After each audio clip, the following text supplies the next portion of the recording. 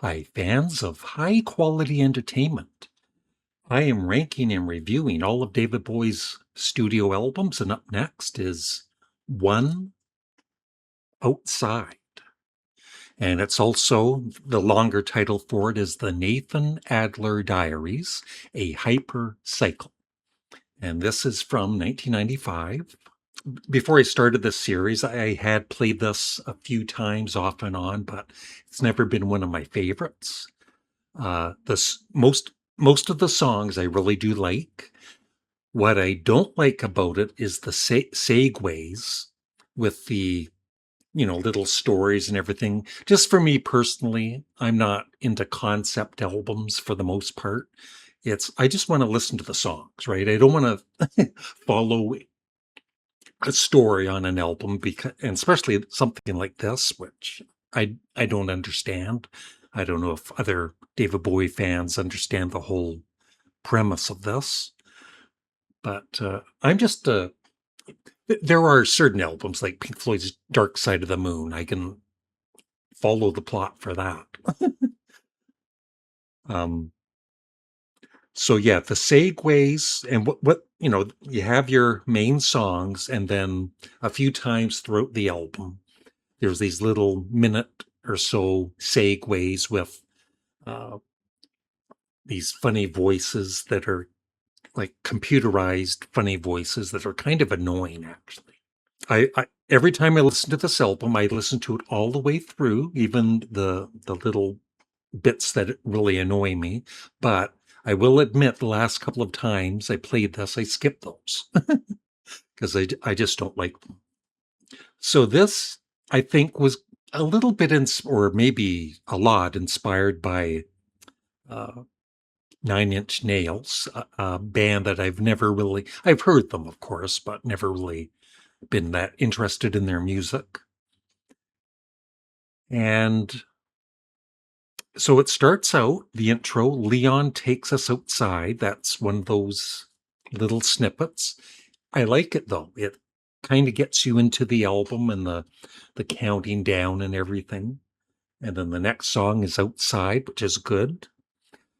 My favorite part of the album is the middle part with I have not been to Oxford Town. I love that.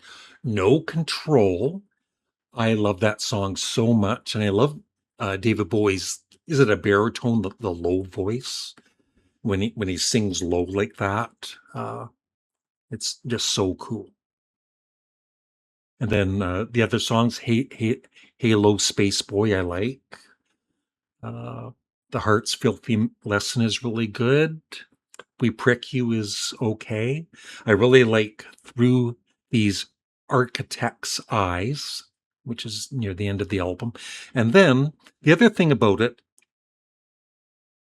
for somebody that actually wants to try and follow the concept of the album, it kind of just they stick on another version of Strangers When We Meet from a previous album. It's different version, and it's really good. But even though I'm not following any plot, it doesn't seem to fit on this album. I don't know about you, but still, that's a great song. There's kind of a cool album cover in the back.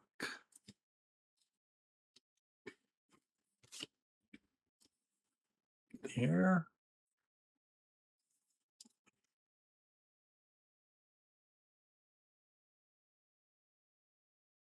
And a nice booklet.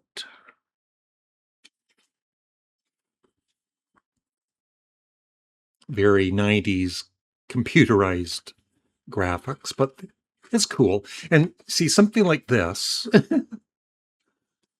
first of all, the printing is so small. It's like, I'm not reading that.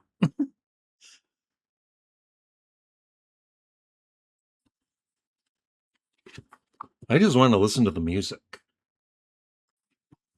But I'd be curious if somebody, I'm sure there's a David Bowie fan out there that totally understands the concept of the album. And I believe he was going to have like a part two for this. I won't show every page here. And has the lyrics, of course. So it's a good album. I'm going to give it a solid B plus, and it goes in between Heroes and Young Americans at number 13. Lucky 13. And I would love your thoughts on One Outside in the comment section below. Thanks for watching. Have a great day. Bye.